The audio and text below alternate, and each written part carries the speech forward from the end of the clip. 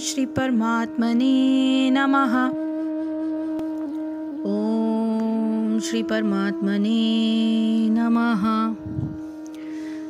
कायेन मनसा बुद्धया केवले इंद्रिये अपि योगिनः कर्म कुर्वन्ति संगम त्यक्त्वा आत्मशुद्धये। कायेन यानी शरीर से, मनसा मन से, बुद्धया यानी बुद्धि से, केवलय शुद्ध, इंद्रिये इंद्रियों के, अपि भी, योगिनः कृष्ण भावना भावित व्यक्ति, कर्म कुर्वन्ति यानी करते हैं, संगम आसक्ति, त्यक्त्वा त्याग कर, आत्मा की शुद्ध है यानी शुद्धि के लिए। योगी जन आसक्ति रहित होकर शरीर, मन, बुद्धि तथा इंद्रियों के द्वारा भी केवल शुद्धि के लिए कर्म करते हैं। जब कोई कृष्ण भावनामृत में कृष्ण की इंद्रिय तृप्ति के लिए शरीर, मन, बुद्धि अथवा इंद्रियों द्वारा कर्म करता है तो वह भौतिक कल्मश से मुक्त हो जाता है। कृष्ण भावना भावित व्यक्ति के कार्यों से कोई भौतिक फल प्रकट नहीं होता, अतः सामान्य रूप से सदाचार कहे जाने वाले शुद्ध कर्म कृष्ण भावनामृत में रहते हुए सरलता से संपन्न किए जा सकते हैं। श्रील रूप गोस्वामी ने भक्ति सामृत सिंधु में इसका वर्णन इस प्रकार से किया है कि इहा यस्य हरेदास्य कर्मणा मनसा गिरा निखिला स्वप्यवस्थासु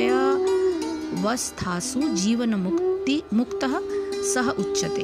अपने शरीर, मन, बुद्धि तथा वाणी से कृष्ण भावनामृत में कर्म करता हुआ यानी कृष्ण सेवा में लगा हुआ व्यक्ति इस संसार में भी मुक्त रहता है, भले ही वह तथाकथित अनेक भौतिक कार्यकलापों में व्यस्त क्यों न रहे। उसमें अहंकार नहीं रहता, क्योंकि वह इसमें विश्वास नहीं रखता कि वह भौतिक शरीर है अथवा यह शरीर उसका है। वह जानता है कि वह यह शरीर नहीं है और यह शरीर भी उसका नहीं। वह स्वयं कृष्ण का है और उसका यह शरीर भी कृष्ण की संपत्ति है।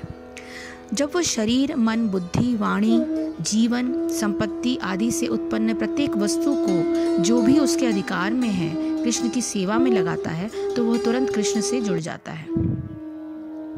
वो कृष्ण से एक रूप हो जाता है और उस अहंकार से रहित होता है जिसके कारण मनुष्य सोचता है कि मैं शरीर हूँ। यही कृष्ण भावनामृत की पूर्ण अवस्था है।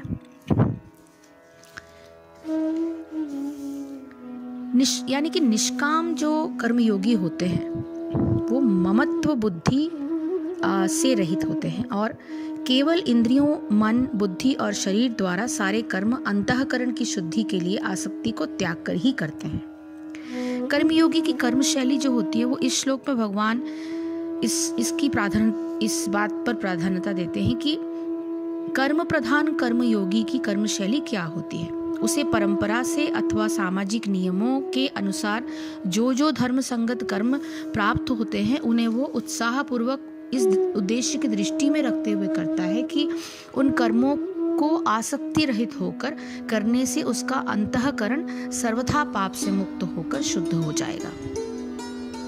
इसलिए उसके सारे कर्म ममता रहित होते हैं, अर्थात उन कर्मों को करने में उसमें कर्तापन का भाव होते हुए भी कर्तापन का अहंकार नहीं होता।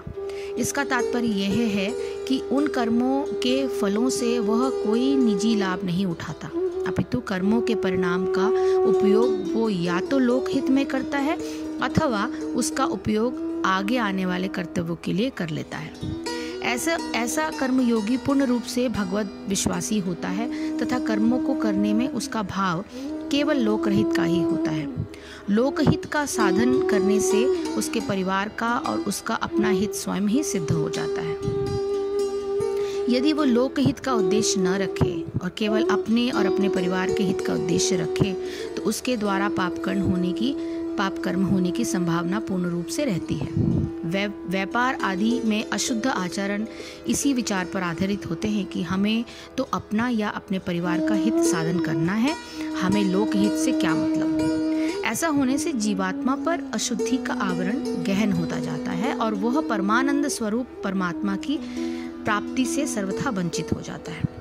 स्वार्थ साधन करने वालों के हितों में पारस्परिक टकराव अवश्य होता है, किंतु ईश्वर की सत्ता पर विश्वास रखने वाले की बुद्धि इस बात पर स्थित हो जाती है कि कर्म के परिणाम स्वरूप फल की प्राप्ति ईश्वर के विधान से होती है, न कि अपनी इच्छा के अनुसार, और जो कुछ प्राप्त होता है वो अनित्य और क्षणभंगुर होता है, किंतु उसमें प्रयुक्त पाप आचरण के संस्कार जीव को अनेक जन्मों तक भोगने पड़ते हैं। यही जीवात्मा पर अशुद्धि का आवरण है और इसलिए भगवान ने इस श्लोक में ममता रहित अर्थात अपने और पराये के भाव से मुक्त होकर कर्म की शैली का प्रतिपादन किया है। उपरोक्त प्रकार की शैली से कर्म करने और उसके विपरीत शैली से कर्म करने का भेद बताते हुए भगवान आगे के श्लोकों का वर्णन करते हैं। हरे कृष्ण कृष्ण कृष्ण हरे हरे, हरे राम राम राम हरे हरे। जय श्री कृष्ण, जय गुरुदेव।